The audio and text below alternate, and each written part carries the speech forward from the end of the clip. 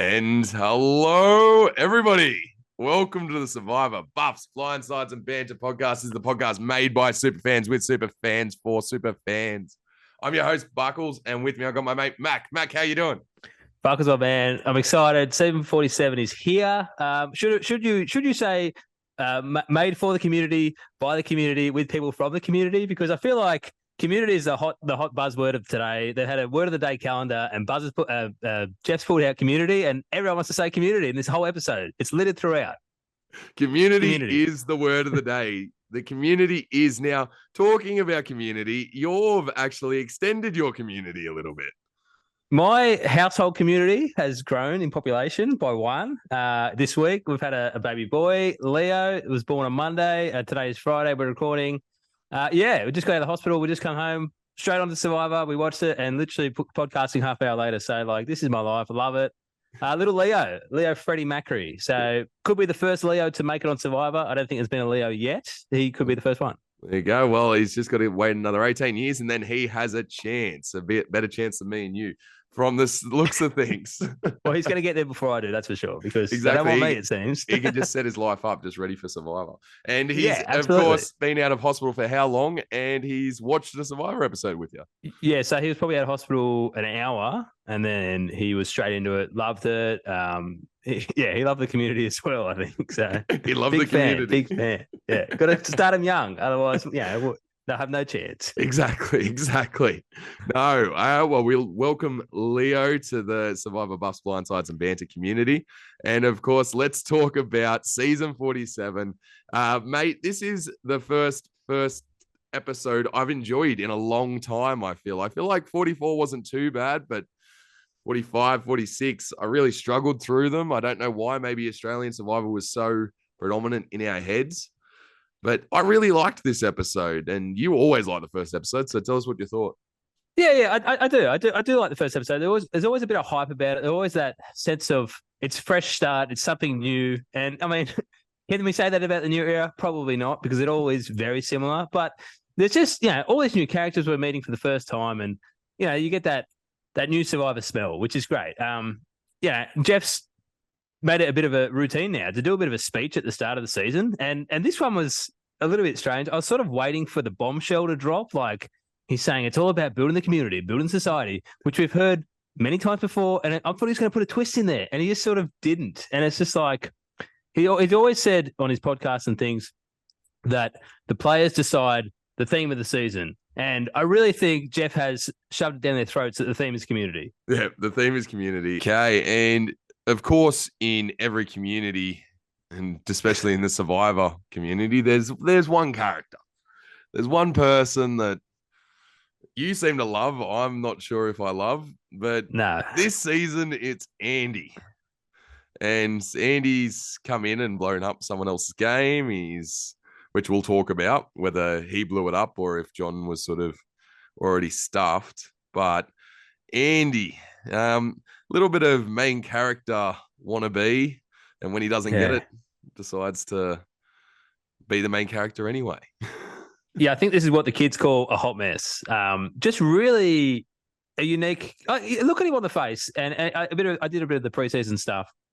He seemed like a normal guy, like a perfectly normal guy going to live out the dream like we all do. I think he's got out there and he's played the game in his head before he's even hit the beach, and then if it doesn't go exact to that plan, he's not able to adapt, and he's just sort of got flustered, and it's just really unraveling around him. I guess credit to him, he survived the episode, but really a lot of fundamental mistakes here. But I think it comes down to like a super fan just overplaying. Yeah.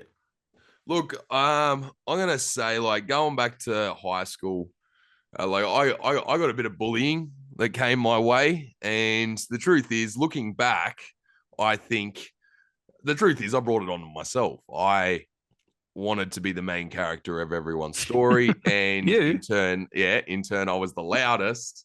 And when I didn't fit in, obviously, eventually, kids are mean and they mock you. Yeah. So I when I saw Andy, I sort of thought of that, and I sort of thought, well, he just wanted to be the center of everyone's attention, and when he wasn't, he made himself the center of everyone's attention. Unfortunately, not in the best way.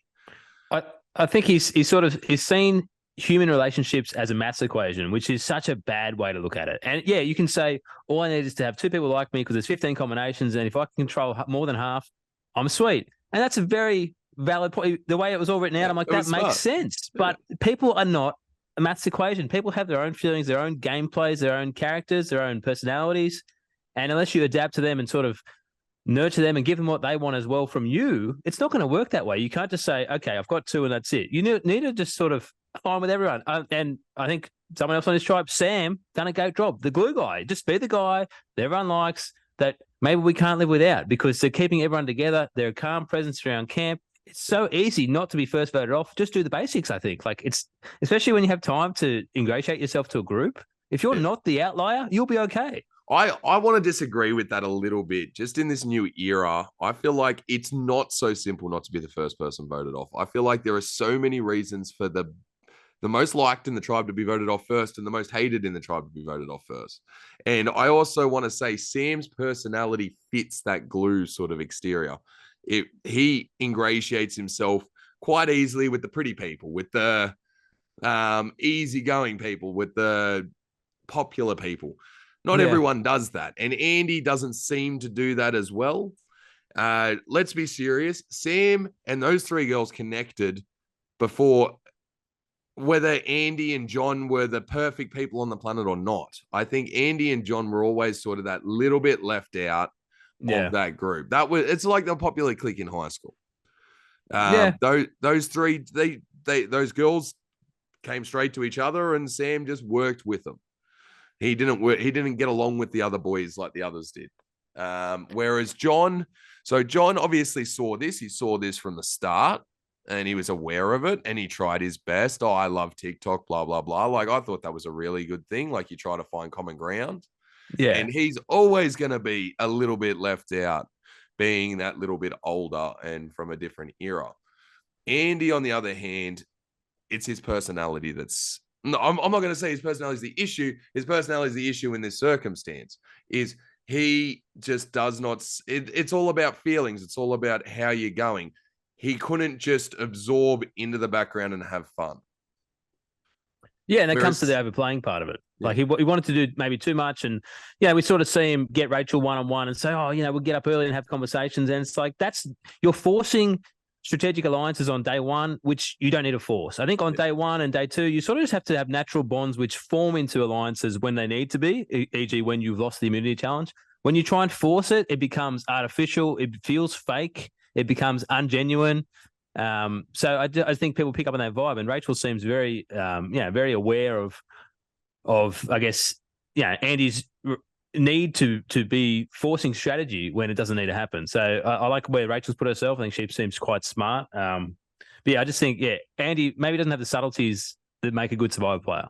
Yeah, no, look, I do. And let's be serious. It's early in the season, so I'm not going to write him off completely. He's still in the game. He's not a Banu. We're not writing him off from the first episode.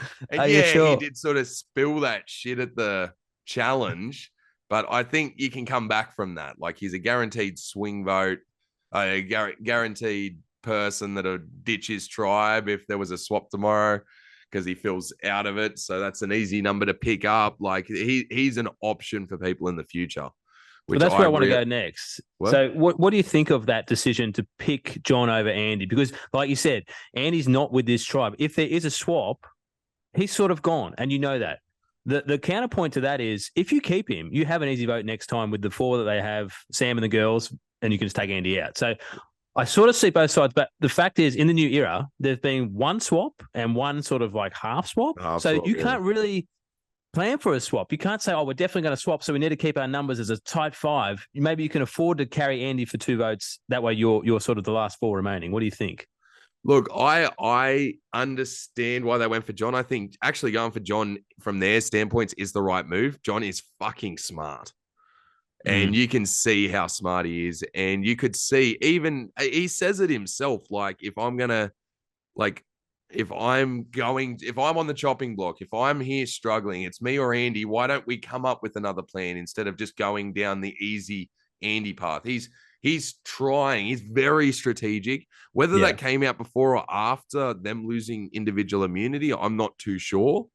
but it definitely came out, and it came out like a raging bull. He went after. It's a 6-person tribe. Everyone's going to hear about everyone. Everyone names gets brought up. John has literally sort of signed his death warrant because he's been thrown out there at the individual immunity challenge by Andy as Andy's best friend. So that automatically makes them think, oh, he's very close with Andy. That's someone that's closer with Andy than I am, sort of thing. So there's what's Rachel's thinking. There's what's like the other people are thinking. I'm not saying that they all want to be close with Andy, but they're all thinking down that line. So he's segregated from us. That automatically segregates him. And then when you got to choose between Andy, who's physically strong, he puts in the immunity challenge. Like, let's be serious, he pumped it in that individual in that immunity challenge. Whereas John, who's a little bit older, not as physically fit, and is now proving himself to be a gamer, I think getting John out's completely the right move for them. And then you've got that fodder in the future of Andy, or a possible number you might be able to pull back into you that's not as smart as you, that is going to make these stupid mistakes that you can throw out in front of you as a shield in some way, some other time. Yeah, I do see both sides. I do think John, I mean, I feel like if I played, you want to align yourself with smart players that can come up with ideas that maybe you haven't seen, or other strategies that aren't obvious.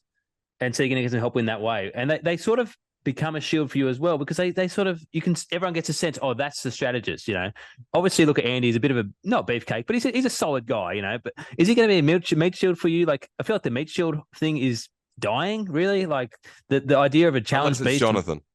Well, that was so obvious. Like, he was just massive. But even that, like, he didn't win that many immunity challenges. The idea of someone that can beast out and win 5 challenges post-merge is, those days, they're not happening anymore. Like, I don't think that's a threat to people, and the strategists are the threat to people, or like the likable people. So I think there was merit to keeping John as well. I probably see both sides, but I can understand, because for me, without a swap happening, I would rather keep the easy vote next time in Andy. So ultimately, they probably have made the right decision for me.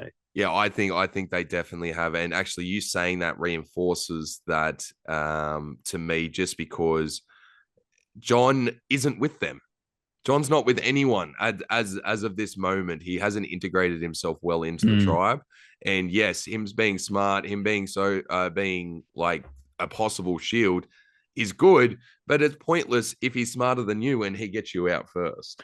So like if he was integrated into the group a bit better, like beforehand, then I'd say yes, definitely. Like, keep him around. Like, that's a great shield for you in the future. And I completely agree with what you're saying there. The strategic shield is probably better than the physical shield these days. But he's not on your team. He's not on anyone's team. We didn't see him really having conversations with anyone else other than in group settings, other than Andy. So it seems like, whether Andy knows it or not, Andy did an awesome move and pretty much threw John under the bus. He really did. He said, it's me and John, and John's the smartest person, pretty much. So the downside of that is Andy makes himself unworkable now, because you've said, John's my best friend. I like him the most. I trust him the most, and I'm going to throw him under the bus. So what does that say to any future Alliance member? And not only did he do this in front of his own tribe, he did this in front of every single player in the game. So how has he come back from this? I'll be shocked if he makes a merge. I'll be shocked if anyone wants to work with him. I just don't think Andy is a long time for this game. Yes, he could be a possible swing vote, but you want to ditch him as soon as you can, because he's not going to work with you. He's literally shown you on the mat. Yeah, horrible move. I think there is a survivor player in Andy. If he gets a little bit of time, he can get, like, let's be serious. We've definitely seen some people really freak out in the first few episodes and come back. So Emily season 45. Emily season 45. Like, people can be workable. There are people there, and I do see a survivor in him. The maths is great, but yeah, I'm just not. I'm not putting him as my winner pick at the moment. That's for sure. Yeah, look, I don't think he's going to be my winner pick at all, or near. He won't make that far. But usually we see someone struggle in the first episode or two, and they do have some sort of redemption arc. So it'll be interesting to see where it goes. But look, sometimes, like I've been saying this for a few seasons, the best people to watch are not the best players. It could just be a fun character. We can watch him fumble and bumble his way. So I think Andy's got a short-term future, but it could be a lot of fun. Yeah. Look, and at the same time, when you look at the tribes, I don't see this Gata. Is it Gata? Yeah, Gata, yeah. Gata, another four-lettered tribe. Four-lettered name tribe. They're all four-lettered names nowadays. Four-lettered names. Anyway. Okay. No, I'm not going to complain about this year. We've done this every first podcast of the season for 4 years. I'm not doing it. I'm not complaining about it this year. All right. We're gonna the Gata tribe or whatever it is. Yeah. They look realistically, they lost their weakest contender. They're a very strong tribe. They proved themselves they both proved and fucked themselves in puzzles. So look, I don't know if they're gonna be that losing tribe that loses every single tribal council. I'm actually more thinking the Luva. Yeah, Lavo. I think the Red Tribe, yeah. Lavo or whatever it Lavo. is. I think they're gonna probably be the choking tribe in my look at things. I think they got lucky in this individual immunity challenge. I think the tribes are fairly even-ish. Like, I don't think there's going to be like an UR or a whichever one Caleb and Emily were on. I don't think we're going to have that again going down to two people. I think we might they all might lose one and one of them loses two, or, I think it's going to be pretty close. Like, no one seems overly stacked. The Blue Tribe probably looked the best, but, if they lost the challenge, it wouldn't surprise me. So it could be even, which would be nice, because you don't really want that disaster tribe. But it happens every season. Like, but there's always a disaster tribe, and I just feel like, which one is it this season? I think it's actually going to be the Lava. Okay.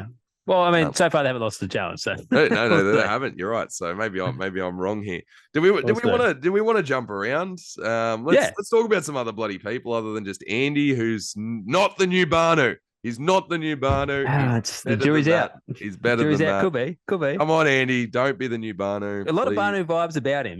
Just really struggling early on. He doesn't really know himself. He's internally falling apart. Less so about the game, more so about his internal struggle and his internal battle. So, look, this could be a Banu 2.0. He must have seen Banu, probably loved him like we all did, and he wants to emulate him. He's trying for 1 million hearts.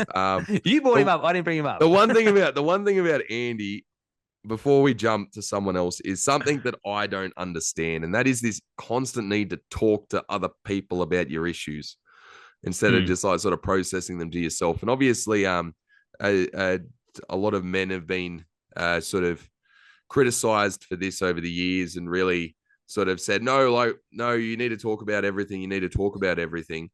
And don't get me wrong, I do agree. There's definitely things that everyone needs to talk about. And when you're in a bad place, you do need to talk about it.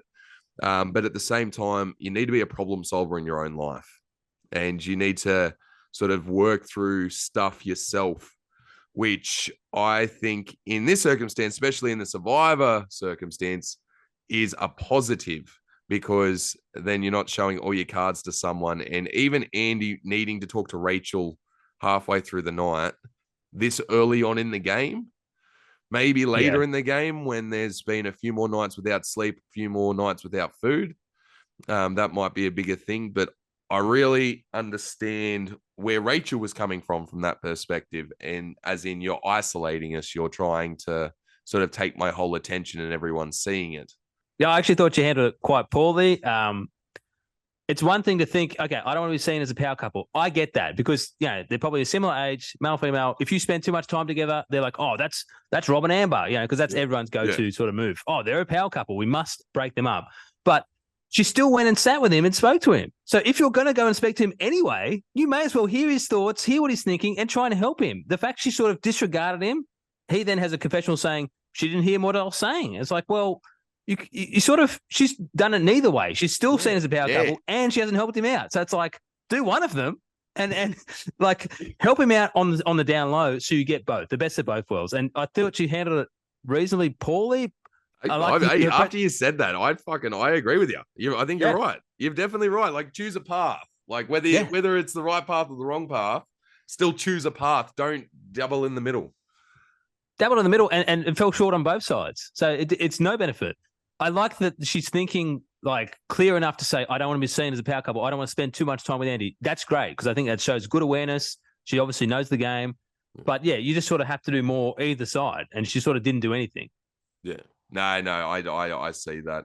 Anyone else that you like from Gutter? Like we've got the Sierra chick who lit fire. That's awesome. Like good on her for breaking that mold. Yeah, And then we got the Annika chick yeah, who bloody like I really liked her. I liked her confessionals. I thought she was very entertaining. I think she's going to be quite sort of polarizing in the community yeah. because Strong like willed. being a leader and like wanting everything her way, but at the same time, I think she stands by it and she like follows what she says. And it was cool seeing her take over Sam. And like we heard Sam say how he's glad that she's taken over. And she seems Yeah, popular in that group. She's popular. yeah. I'm not so sure because I mean, John is saying, "Oh, we should get Annika out," and it's like, well, if Yeah, but she's then the Sam obvious one, dismissed it straight away. yeah, I know that. But if you don't want to be the obvious target from someone who's on the bottom, because she's like, from what I can tell, she seems very confident in herself, which is great. But confident women, they get shot down when they take a leadership role because that's just the way it is. If it's in society, I don't know why, but that's just the way it is on Survivor. If you're overly confident and you're a woman, you will get taken out. So she probably needs to fade into the background a little bit. But I like her. I like her stepping up and saying, "I'm happy to be the leader," or whatever. Like it shows some balls, and yeah, it's good. Like we should see this more often. Yeah, let's go the red. Like Let's go. either or, I'm not fussed. Lavo. Lavo. Probably a bit Lavo. less happening on Lavo, I guess. Why couldn't it just be Lava? Like LA. I think we probably already had that name. That's probably been used. Well, that's 4 letters, so that's definitely been taken. We've had Luvu, definitely. Lavo. Yeah. Lulu. Yeah. Lulu. Yeah. Oh, there we go. So, there's not many options left. We're running out of a consonant, then a what is it? It's a consonant, then it's a vowel, then a consonant, then a vowel. Yeah. I've got a we're running out of combinations. Wild idea for season 48. 3 tribes with more than 4 letters. Could you imagine? Oh man, that changes as good as a holiday. Yeah, just broke the internet with that one. But someone that doesn't want to complain about this, I'm complaining about this a lot. Yeah. Okay, so we're talking about red. Look, I think the standouts Teeny and Asia. Like those two seem to be sort of the not just the entertaining standouts, but also the social standouts. And then we've got Rome, who's entertaining but not very social. Yeah, Rome's obviously, like I guess the standout character. Well, standout moments. Teeny's the one that seems to be connected with everyone, and when they have confessionals saying I'm dealing with everyone, and when everyone says the same about them, they're in for like a long time in this game. So I'd back her to make like top 6. Like she seems switched on. She seems socially aware. Looks like a good player to me. Yeah. Rome, not so much. Unaware, like horribly unaware. Horribly unaware. To the point where, gets caught out looking for an idol, and instead of going up to chat with your tribe as if you weren't looking for an idol, runs away. And it's like, he's dripping wet. He's literally he's just gone for a dive in the fucking in the well. And like, what's he supposed to say? Oh, I just went and splashed myself in our drinking water. Say something. Say something. Like you can't just walk away and say nothing. It just adds the uncertainty around you. That being said, I've had a bit of a thought about this, and I think this whole aware advantage thing and public idols in a small tribe of 6, I actually think it's a benefit to have a public idol because you're almost implicit immune because it's so hard to split a vote in a 6-person tribe. If you're the person that finds the aware advantage, you're almost safe by default because how do you vote that person out? How do you split a vote in 6? You have to trust everyone implicitly, and you will never get that. You will never get that. I'm going to say, how do you split a vote in 5? It's more 6. You're all right. I think you're okay in 6. And like if you've segregated yourself, finding this idol and putting the work in to find this idol, they can work it out. It's easy to crunch the numbers 2-2-2. Yeah, but so one of those 6 has to be the split vote as well. Like it's easy. Well, one of those 5. So you just segregate one other person out, just push him out, and be like, "We're voting for you, and you're going if he doesn't go." I think if you make it to 5 with the public idol, I think you're good. Like it becomes so much easier numbers wise. But yes, the 6 is just that too hard basket. What I want to talk to you about, I guess, is with both Gabe and Rome, and that is this rush, this absolute Yeah. rush. Like as soon as they get it, they find it obviously early. They're not definitely going to tribal council at all. I liked how Rome went to it at night. And Yeah, then he seemed definitely. to like come during the day, whereas Gabe just seemed to pump it all out like straight away and expect to not get caught on a 6-person tribe. Yeah. Where as soon as you're not in camp for a little bit, you're gone. Yeah, that's the thing that would bother me the most. Like the amount of time they're spending on this, it mustn't be that much because even with Rome, where we see Asia sort of half catch him, she goes to the whole tribes on the beach and he's not there. Yeah. So it's like, what could he be doing by himself? You already know what it is. And if Gabe's spending all this time as well, and he did more clues and more things, it just isolates you so much. And it's like, yes, it might save you. Is it? Yes, that's the ultimate question. And like I was just saying, like in a 6-person tribe, maybe it is worth it because it gets you through a few votes implicitly. You have more time than once you have it to just sit and bond with people. And if you're already safe and they know you're safe, they might be more willing to work with you because like we can't vote you out. I may as well get you on my side. So it's a really like a double-edged sword. And I don't know. I think over the course of the new era, we've seen that having these advantages is a benefit. Like it's very hard to get voted out pre-merge with one of these advantages. Yeah. Unless even it's season 46. Well, that was all post-merge, but that was all post-merge. No, you're right. Except for Gem. So yeah, it's very hard. And Gem's one wasn't public, which probably led to her downfall. So once they're public and everyone knows about Rome, really, Gabe, no one really knows about yet. So maybe he needs to tell everyone. Yeah, you need to tell. Chinese whispers type style. Tell someone you half trust and it might spread naturally. So it's not coming from you. You're not bluffing it. You're telling someone and it's spreading, which is what you want.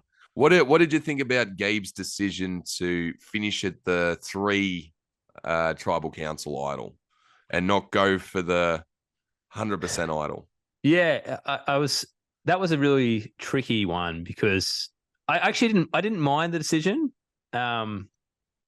Now it's hard, but here's the thing. So 3 tribal councils, it probably gets him to the first tribal after the merge, I would assume. At least, yeah. They're not really going to go to 3 before merge.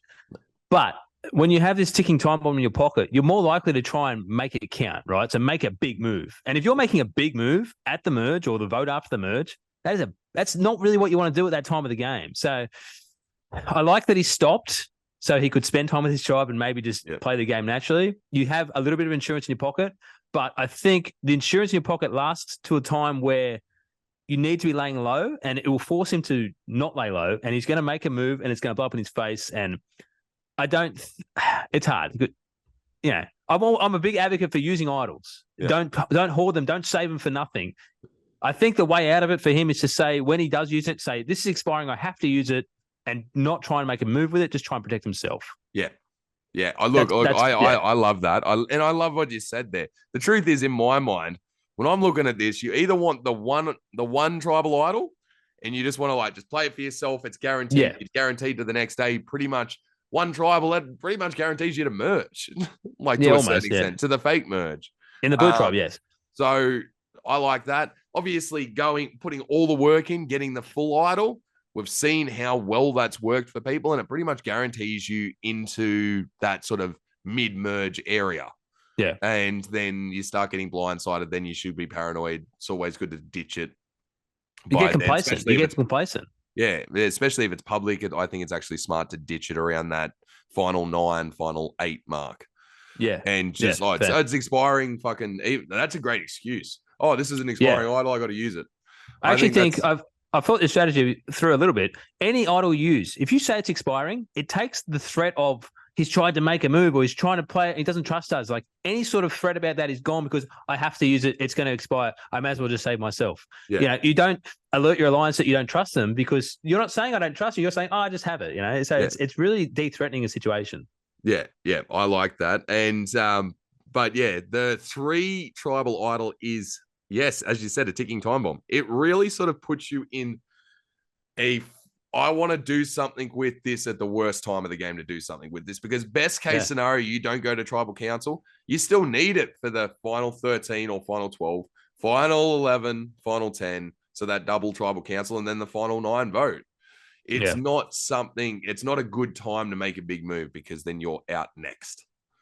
So No, I totally agree. yeah, but I did like that he stopped himself.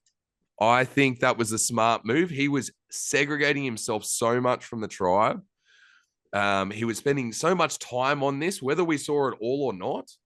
I think he made the right move, just ending it. And it was just extra stress that he didn't need to have.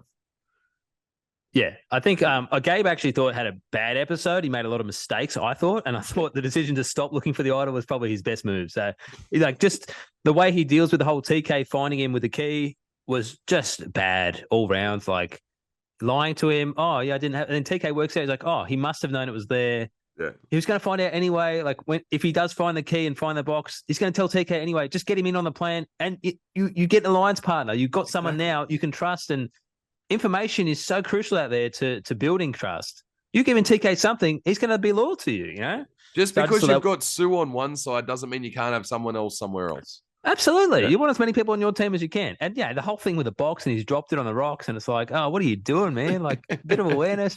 Just a bit clumsy. You're really clumsy. I didn't like Gabe had a poor episode for me.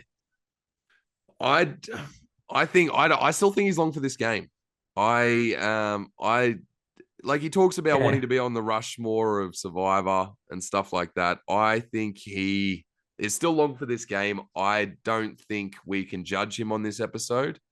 No, it's debut. It's his debut, and I don't think, even though he made a lot of mistakes, the TV didn't act like he was making a lot of mistakes. I don't think they didn't give him the complete bumbling idiot. The music. Yeah. That's very true. They didn't give him that. They sort of, yes, we believe that he made mistakes. I agree completely. I think he did a lot of things wrong in this episode, but the TV didn't let that on to us. That's just us reading between the lines.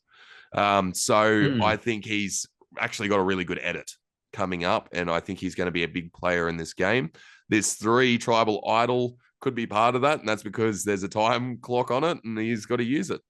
So who knows? That might make. I think the time clock is probably a blessing because you probably you can't really go home with it in your pocket. Like it forces you to use it. You don't get complacent. You know, we saw 46. How many was it? 5 that went home with idols in the pocket. They get complacent. They want to hoard it forever. One more tribal council will get through. It'll force him to use it at a time where he might not think he needs it, and it might save him. So what did you think about the Beware advantage itself? What did you think about the setup where you got to open it, you got to do something small. It's not really that big, like compared to what we've seen in the past. Like they don't have to burn a candle or anything. Do something, go find something, open it up. Oh, you now have the choice. I love that they've got the choice. This gives them agency in the game. This gives them agency, and I love the 1-3 universe. 1-3 or normal. Yeah. I think it was a good twist on it. Like every season, we seem to have some sort of different mechanic for the Beware advantage, which is good. It keeps the players guessing, and giving them a chance to further the life of it. It's good because we're going to see it happen on 2 other tribes. We have seen half of it with Rome.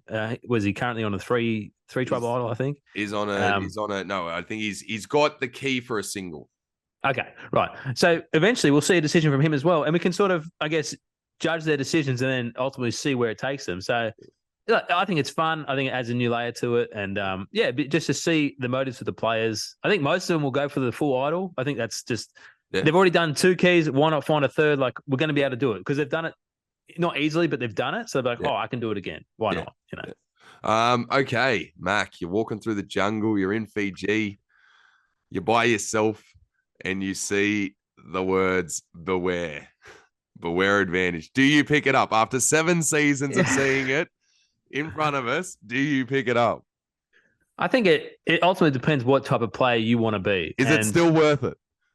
I do think it is. If you're that sort of player that wants advantages, I think it's definitely worth having still because like they're not that hard to activate. Really, a lot of the time they force you to bring someone in on the plan, or they used to at least, which I actually quite like. You're bringing someone in, building trust straight away. And like at the end of the day, like, I mean, personally, the way I think I would like to play at least, I want to be someone that's doing something. You don't want to be that passive player who's under the radar, wants to get to the end to win. Like that's fine. And it's a legitimate strategy, but it's probably not my strategy. So I would still take it. But I can understand if people didn't want to do that because they didn't want the target. Like I think John sort of sums it up on the match out in the first challenge. He's like, we all have an idea how we would like to play, how we should play, versus how we're actually going to play. And I think when I was thinking about that, I'm like, oh, you want to go out there and do all these moves and find these idols and make all these big flashy things. But that's me personally. And a lot of people have their own styles. And I think they're all relevant. And if someone wants to play a passive game and be an under the radar social player and just sort of go along with the flow and find their way to the end, a la a Kenzie from last season, it's a winning game. So I think any strategy is valid, and you can go out there and play any way you want. So I think you have to be true to yourself. And if you want to pick up the wear advantage, like, pick it up. Be that player for me. Be I love that player. Yeah. Nice. All right. Would you do it? Would you do it? I mean, I went long-winded there, but that's how I feel. I think it's almost the challenge of it all. I think I couldn't pass up the challenge.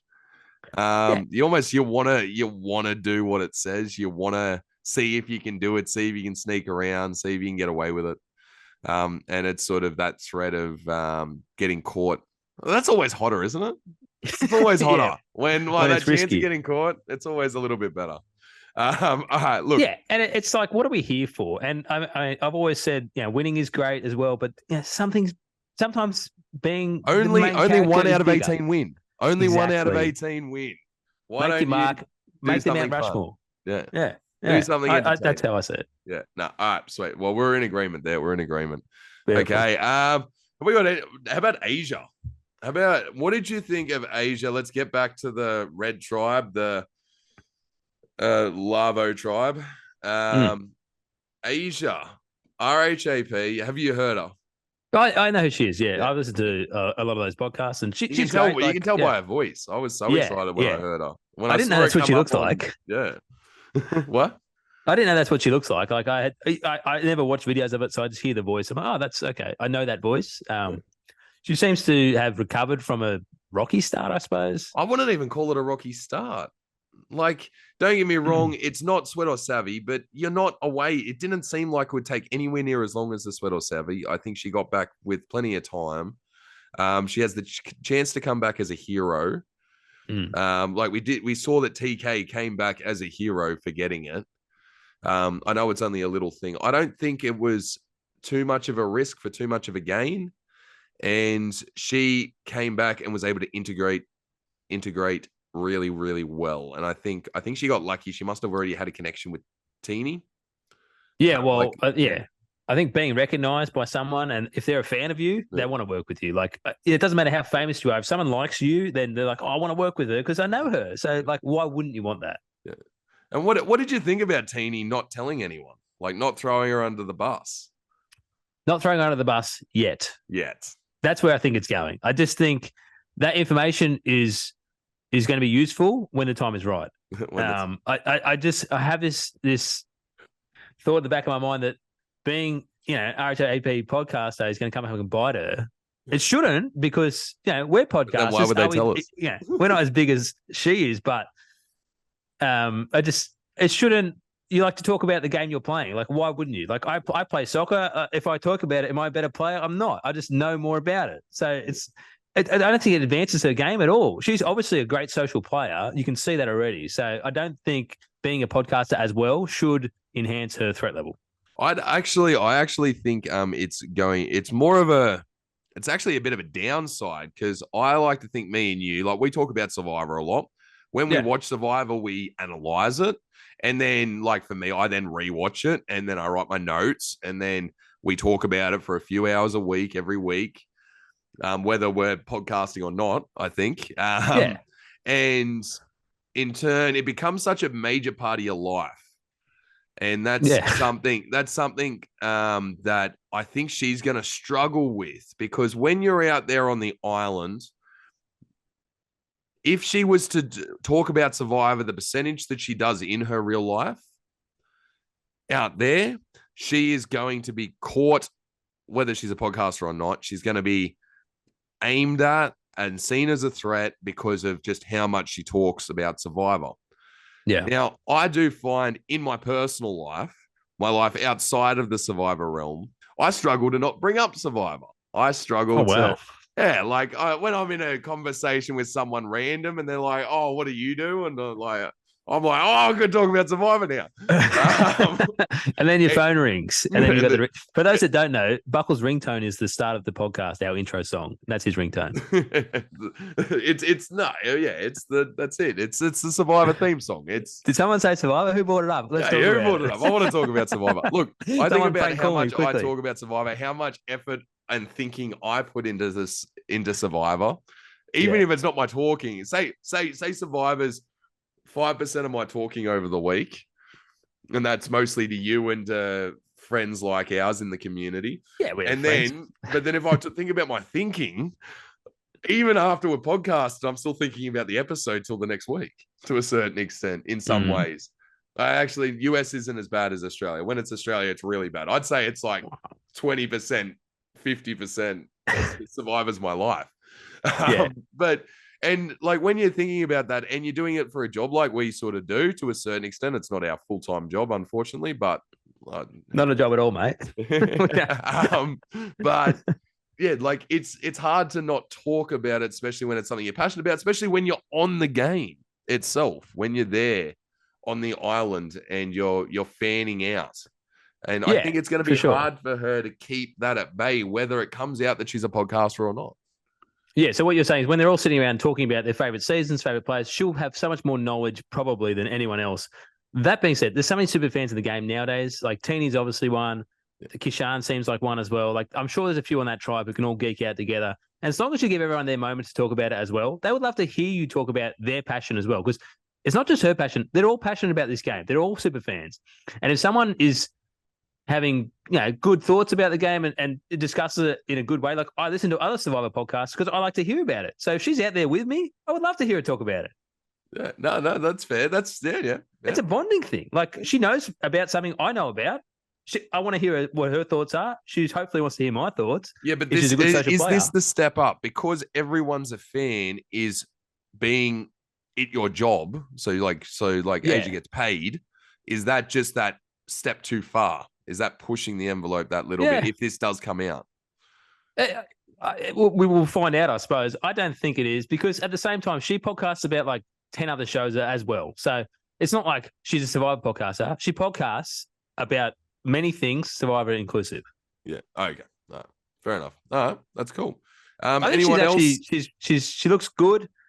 She seems very sociable in that tribe because I think there's a few outcasts there. So I think wherever that tribe goes, she will remain for a while. Yeah. All right. Yeah. I'll believe her. Let's go with that. Let's go with that. All right. Is there anything else that you want to talk about? Is there anything? Nah. I think we sort of touched on all the things. I will just touch on the challenges. They seem like they've changed the music. Really cool sort of adventure, sort of upbeat. They've taken us about it. Yeah, it felt a bit Australian, didn't it? It's just a bit more epic. And even in that first challenge, I don't know if you noticed, but it was actually really cool. When one of them had to run down a path and the first person down, the cameraman followed him in the run. It was like, this is awesome. It looks so cool. Just a little touch that I thought was really nice. Yeah, no, I did notice that. And that is in my notes is that the challenges, they're a lot more epic this season. And I like it. America's now, I think it's because Australia versus world. America's now getting a bit threatened. So now they're actually taking notice and maybe doing some things a bit differently, which is good. Changing their ways after 47. I'm not sure if the challenges were different too much. It was more like the music and the way that it was filmed and stuff. Like I think it was essentially the same sort of challenges, but they're definitely essentially the same sort of challenges. But I did like the epic appeal and the epic edit of it. Yeah, no, definitely. Yeah. What do you think about the key hunt in the jungle? We didn't discuss I really liked that compared to Sweat and Savvy. It was a nice change up. It was a nice change up, a lot quicker. Yeah. It seemed like, and just like they were still away from their tribe, but it didn't seem as long. It felt a lot more even. Yeah, and I just thought it was a cool little game they played. Yeah. And it's literally perception of your surroundings sort of thing, and like memorizing your surroundings. I loved how they couldn't find the path at the end. Like both of them couldn't find the path. Yeah. Like because they were so concentrated on looking ahead and looking for these keys that they just lost where their path was, which was cool. Yeah, you're a bit too fixated. Yeah, and TK obviously marched in the making his own path, won him the game, which I thought was sick. Yeah, saved in that little bit of time. I thought, if I was in that situation, do you just throw the challenge and say, "Hey, you have it. we're now bonded because I've given you the stuff. Like, I don't care if I don't have it. TK is going to be safe regardless. Let's be honest. It's too much ammunition for For that who? other. It's for the other person. It's literally you're giving the other person something that they now think their now tribe can bond over. You don't know this person. You haven't had time to talk. They're not even part of your tribe. They're against you. They're against your tribe. At the You're giving moment. too much information. Too much.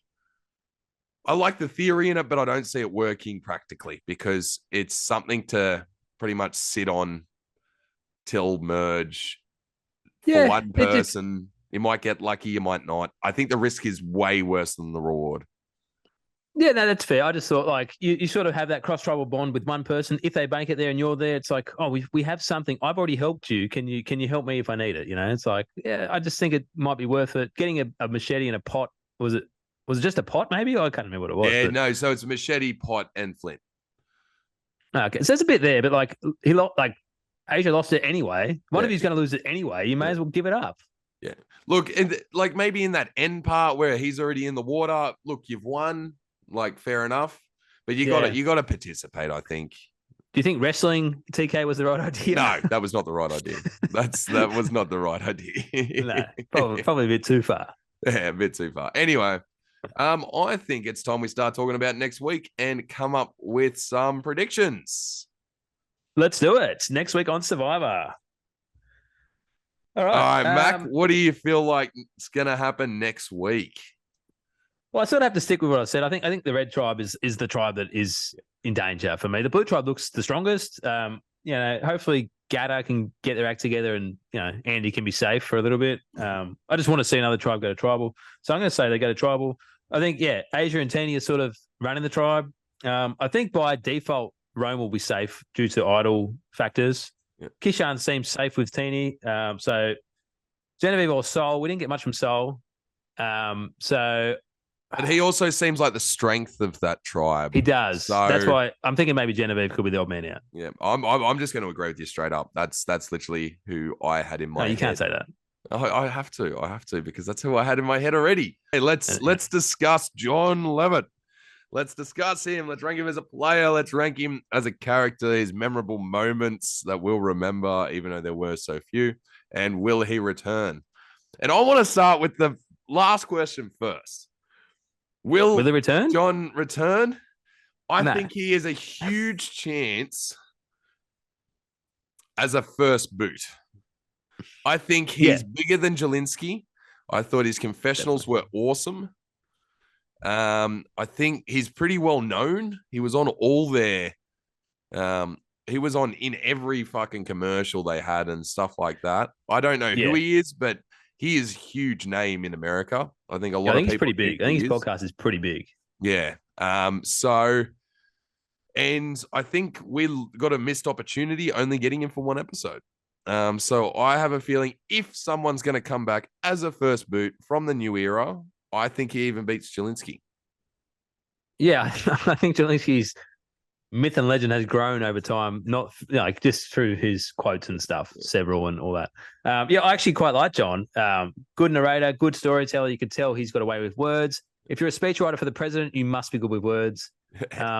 But yeah, I'm not sure ultimately what his downfall was. Was it he was just that slightly bit older and couldn't bond with his tribe?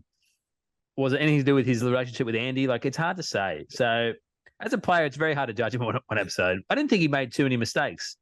As a character, he was awesome. Yes. As a player, I think I loved what he did, but I don't agree with it. Him saying, let's go down in a blaze of glory sort of thing, and him bringing up, if it's going to be a one episode arc, let's make it a good one. I loved it. From a TV perspective, but I think he did it knowing what he was doing, that he didn't have a whole lot of a chance. I think Andy he was probably already felt a little bit on the outs, being the older person. We hear about that. He seems like Andy, his best friends, definitely thinks he's on the outs. So John's already fighting a not great battle with the popular kids. Then Andy throws his name under the bus, literally saying, why don't I throw his name under the bus in front of everyone? that just chucks an extra target on him. And a lot of people would think maybe it wouldn't, but it does. Like, Yeah. it's just another name in someone's mouth. Yeah. And then when he goes back to camp, him deciding to fight was the losing battle. Was him losing, and it was him giving up. He made the decision to go down in a blaze of glory, try something and fail, or try something and win. So he, unfortunately, he chose his own fate. But I think it was suggested to him greatly.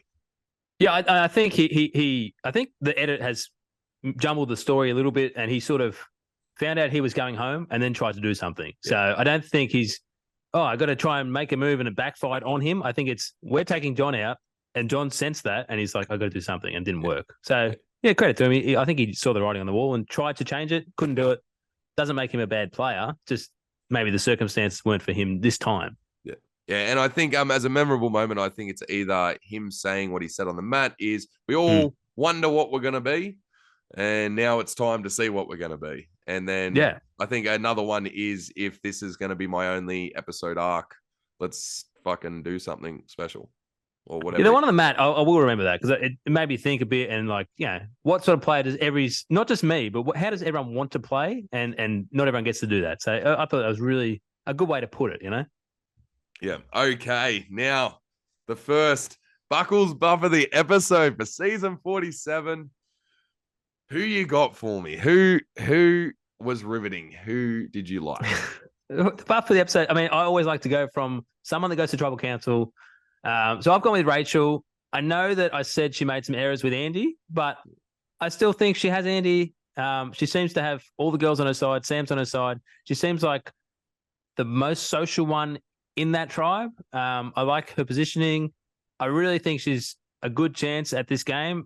Before the episode, my winner picks was Rome. It was Rome or Rachel. Yeah. I much prefer the way Rachel's sitting than Rome. So, I thought she was pretty good. So, a buff goes to Rachel. Okay, and I'm actually giving one to Sam. I really liked Sam in this episode. He seems to have integrated himself into that tribe well. Glue guy. I like it. The glue guy. I think it's a good premise to think about. Like, and if he keeps telling himself, I'm the glue guy, I think he can go very, very far. And he's right. It can be very, very deadly if the glue guy gets too far. So I really like that. I think he called his shot and got there. Yeah. I think he made the right decision when the boys came to him with another plan, giving it straight to the girls. I think he played quite well with very little information. Unfortunately, yes, Rachel, I think she's out in the headlights a bit too much for me. And I don't think it was completely her doing, like, I wouldn't say it was anyone specifically deciding that it was John was the one to go. No. It was a group decision. And so now I'm giving it to Sam. Let's talk about it. Who's your bloody winner, Big? I think we've forgotten. Well, I haven't. So, I like to watch the first episode before we make a winner pick, because, you don't know anything about it pre-season. So we've watched the episode. My official winner pick, which is different to the one I've chosen on another group. We have a Power Rankings group. My official winner pick. Oh, no, I've changed it because you want that. No, I'll go Rachel then. I'll go Rachel because I had a feeling about her before the season. She looks in a good spot, looks a good player, good head on her shoulders. I don't think she'll be seen as too big a threat. The only downside, she may be seen as a power couple at some stage with Sam or Andy, but I don't think so. So I think Rachel, Because, I mean, you have chosen the one I was going to choose. Yeah. All right. Well, I chose the one you were going to choose before the season aired. I did very, very little pre-season content. I think I listened to about the first 10 seconds of everyone's video, and that was it.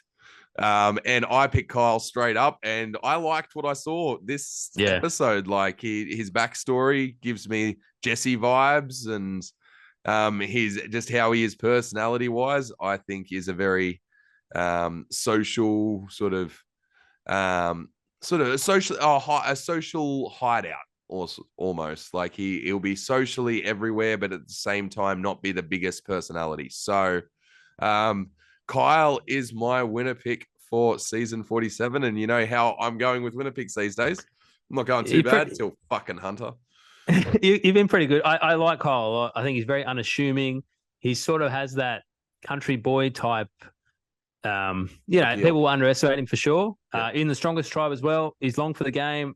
If he can make a couple of moves late, I think he's a winner for sure. And I think Rachel, I think you've got a good choice there. She probably, if I was watching this first episode, she'd probably be my number 2 as well. So I think we got good picks. We're good picks. We're both Hopefully happy with we both both of them. make it deep. I mean, I've had the last season. I had Ben. He came third. Yeah. It's not bad. That's not good. Third is worse than fucking 5th. Yeah, but longevity, mate. It's all about longevity. It's all about longevity. In America, it is. They get paid more. So it's bragging rights. Okay, Mac, what have you got going on? Because you're not with us next week, I believe. We have Sam Carlin on the podcast instead. So what are you going to be doing? Yeah, aforementioned Leo's in our lives. And just give me a week to just settle in. We just got back home today. So I don't know what our day-to-day routine is going to be like. It's just a little bit hard to get a podcast in. Next week with Sam should be fun. I've got another week and a half off work, which would be nice. We did some podcasts in the off-season. If you haven't checked them out yet, we did a Dreamcast for Survivor Season 50 and a Dreamcast for Australia vs. the World. They're both out. We did that with Michelle Pierce-Denovan and Mal Heath. They were a lot of fun. Not a whole lot else, really. This baby's the only thing on my mind, really. So, yeah. Yeah, it is. Exciting times. What about yourself, Buckles?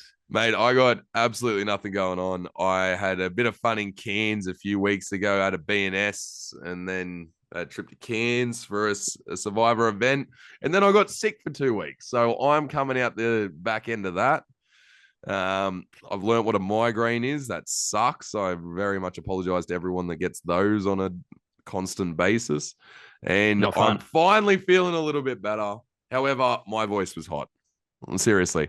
I got many people mentioned. Yeah, it got even deeper than it is now. Wow. And a lot of people said that it was definitely made for radio. So I'm out the end of that, but fuck the past. Let's go to the future. Season 47, me and Sam Carlin next week. I'm very, very excited.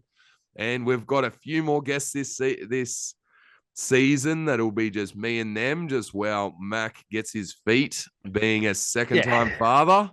Yeah. I've got 2 kids. I've got a wife. I've got to keep happy. I've got a job, my dog. There's a lot going on. It's honestly, you might think, it's only an hour, but a very limited time slot where I can fit these things in. So exactly. Just give me a week or 2 to get on my feet. Yeah, we'll let you get on your feet, mate. Okay, guys, hit us up at Survivor Buffs, Blindsides, and Banter on Facebook. Get us on Survivor_3BS at Instagram, Survivor3BS on Twitter or X, Buffs, Blindsides, and Banter on TikTok, and of course, Buffs, Blindsides, and Banter on YouTube. I've been Buckles. He's been Mac. He got another kid. Yeehaw. Thanks, Buckles. Always a pleasure. See you in 2 weeks. Have fun with Sam Carlin. Hey.